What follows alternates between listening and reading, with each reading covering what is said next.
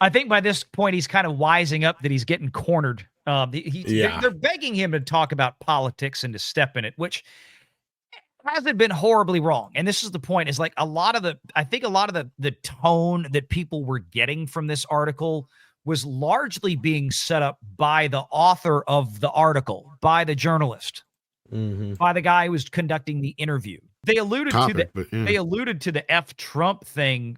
That was from like 2018, though. That was 7 years ago. Yeah, we already knew that. So people are running with this like he just said it again?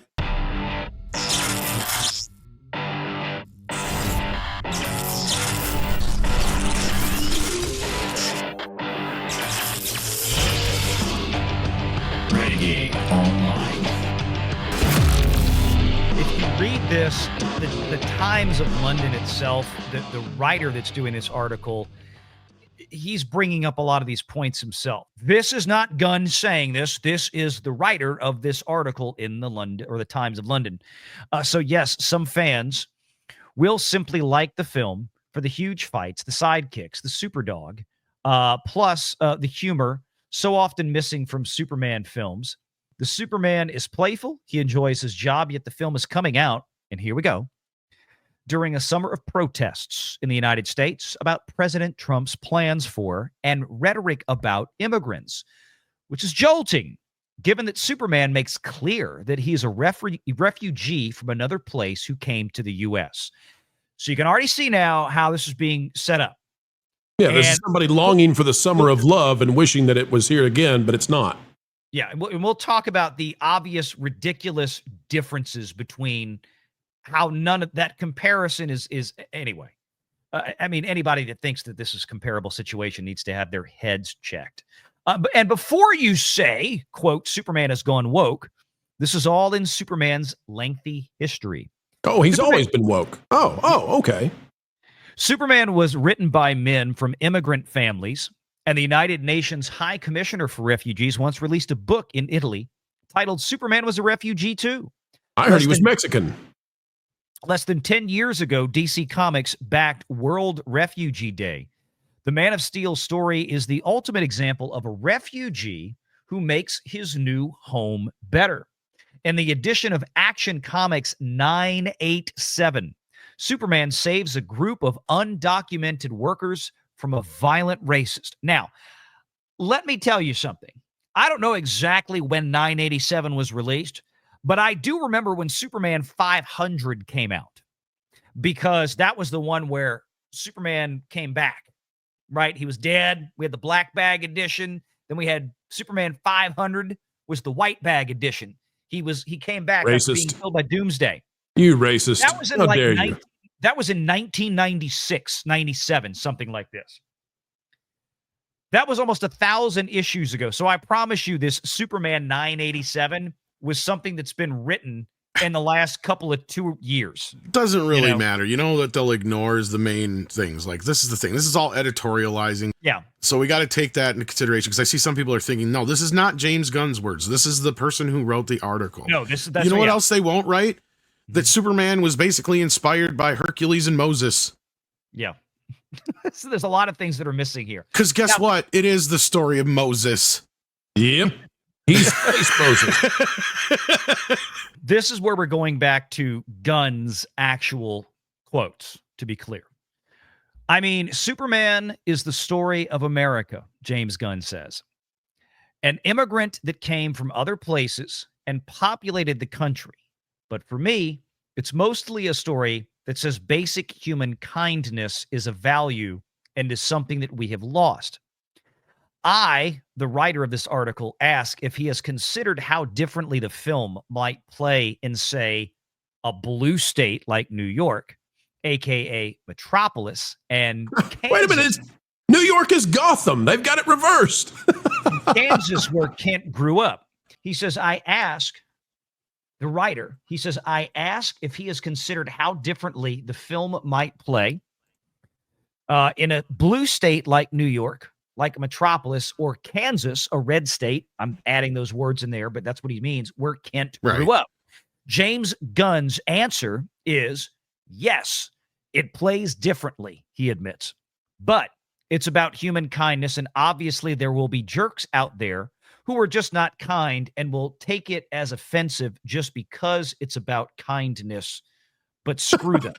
See, you shouldn't have said the last part. The first part was It's fine. a weird answer. Yeah. Yeah, the first part was fine because the first part says, look, yeah, it's going to play differently because you're from different places, but it doesn't matter because you can relate to Superman no matter what because he's a guy from Kansas, plus he lives in Metropolis.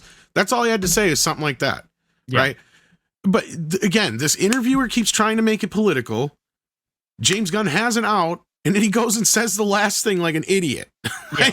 It's like if Mr. Rogers said, "Won't you be my neighbor? And if you won't, screw you." Yeah. Like you can't listen. You can't tell people to be kind and then end it with screw you. It doesn't work. It's almost like he is Star-Lord. Oh, is that how this works? The writer does follow this up with something to try to put things in context after this question that he asked James Gunn. Kind of, hey, do you think this is going to play differently in a blue state than a red state with your audiences, Mr. Director of Superman, James Gunn? So we got that answer. Then the writer comes back with his own editorialization of that with, before we go on, it should be said that James Gunn has a history with Donald Trump. In 2018, after Gunn's public criticisms of the president, which included a sexually vulgar joke and comparisons with Adolf Hitler and Putin, the right-wing commentator Mike Cernovich pulled up social media jokes by Gunn about pedophilia. You know, YouTube doesn't like us using stupid words. And Holocaust, which led to a social media campaign against him. Gunn apologized, but under pressure, the Walt Disney Company, his employer at that time, fired him. And we talked about this to... Let's be clear, Alan Horn fired him. Alan Horn fired him. Before further pressure led to reinstate him. There is a scene in the new Superman. This is back to the author of the... This is not James Gunn. This is the author. Because this does get confusing if you're just listening to this. There's a scene in the new Superman with Luthor's monkeys trolling away at screens. So basically, Lex Luthor's monkeys trolling away at screens, like I'm guessing tweeting and using social media to put out bad information. This is basically how Disney does all of their social media marketing. So this is so funny that James Gunn and Warner Brothers decided to do a riff on Disney Star Wars and Disney Marvel bots on social media with fake accounts. It's just a bunch of monkeys in a room. They're not really making a commentary on Disney, or are they? I don't know. Maybe. Was that, I ask James Gunn, alluding to what happened to him? I don't think so, James Gunn says, grinning. It's not really about me, but people in general driven by rage or the bots governments pay for that create all sorts of nonsense. That almost, look, do you guys remember when this story first came out about the monkeys? And and everybody's like, this is because he got canceled. And I said, he was never really canceled. And then I talked to my guy. I said, is this, he goes, because I said, I wonder if it's more about the Snyder bots. And my guy come to me and goes, said, you're more in line with what he's avoiding that answer right here. Yep. Yeah, he's avoiding it. Yep. And look, I get it, you know, and because this may go into some NDA type territory with Disney that he has to be very careful. Well, he already threw Disney under the bus, but that's why I don't think that this is about Disney. You can throw him under the bus, but you can't necessarily say things that they were doing outright in the background that might be protected by an NDA. I don't think this is about Disney, though. I think this is about the Snyder bots. I honestly do. That too. Yeah. You're probably right about that. That's what I was saying is like my guy said, yeah, you're more in line because everybody was assuming it was him being canceled. I said, yes, but you guys got to remember, and this kind of goes off of what we were just talking about. Mm-hmm. James technically never really was canceled, quote unquote. Yes, he got fired very publicly, but everybody had to backtrack on that. And he ended up getting a deal. He got another job out of the deal. So he got the opposite of canceled. Yep. Right? So, yeah. In fact, he got 3 or 4 jobs out of the deal. Yeah, he did. I say, the author of the London Times article now, I say, how in our divided world, if Superman did actually turn up, we would argue against him, shun him, call him a fraud, and kick him out. James Gunn answers, quote, "It's happening with the movie. We posted footage of David Corenswet, who's playing Superman, with a bunch of kids who were extras on set. Kids love Superman. It's like when they see Santa and David is high-fiving them. It was so beautiful, such a cutie video. Then I saw people saying, oh, great, we've got a Superman who's a pussy. Are you kidding me? That's something you're going to attack. That's little kids like this guy. That little kids like this guy and he's kind." I didn't see the comment. I mean, I don't know if somebody, God only knows who posted that one. But hey, I mean, that's James Gunn's story. The writer says James Gunn, is incredulous about this, almost delirious, feels like a decent time to raise a topic that he might want to skirt away from. The fictional countries of Barovia and Jarhanpur in the film. Barovia, armed to the absolute teeth, plows into the rather unfortified Jarhanpur, which appears to be a Middle Eastern state. The Barovians seem to want to kill everyone in sight. Which countries, I ask James Gunn, does he think viewers will believe are being alluded to here? James Gunn's answer, quote, "Oh, I really don't know. But when I wrote this, the Middle Eastern conflict wasn't happening. So I tried to do little things to move it away from that, but it doesn't have anything to do with the Middle East. It's an invasion by a much more powerful country run by a despot into a country that's problematic in terms of its political history, but has totally no defense against the other country. It really is fictional." So I think that's a fine answer from Gunn. I thought you were going to say it's totally Ukraine and Russia. I'm fictional. Okay. Yeah. Okay. Okay. Yeah. Well, I mean, for whatever it's worth. But again, whether it may be or not, that's a fine answer from Gunn. Yeah. I have an issue with that. But it's totally Ukraine and Russia. Yeah. I was going to say, why didn't he use that kind of answer for the first one? Yeah. I think by this point, he's kind of wising up that he's getting cornered. They're begging him to talk about politics and to step in it, which hasn't been horribly wrong. And this is the point, is like I think a lot of the tone that people were getting from this article was largely being set up by the author of the article, by the journalist, by the guy who was conducting the interview. And this whole comparison of Superman as an immigrant and all this. Okay, I guess in the simplest term, I mean, first of all, it's a comic book character. It's not real. He landed in Kansas from another planet. He didn't cross the Rio Grande illegally and then get on welfare. Okay. And I realize that's what this article is trying to suggest, because this is part of we talked about this on Renegade Nation last week. Words have meanings. And this is the continued ultra left-wing deliberate attempt to destroy language, destroy words, conflate words like immigrant with illegals that invade, right? There is a difference. Immigrants have long come to this country through legal means. I mean, yes, even when we had a formalized immigration system, they were still pulling up on big ships from Western Europe and pulling into New York Harbor and then spending some time at Ellis Island if they needed to be quarantined. They were registered, their names were taken, they went through a legal immigration.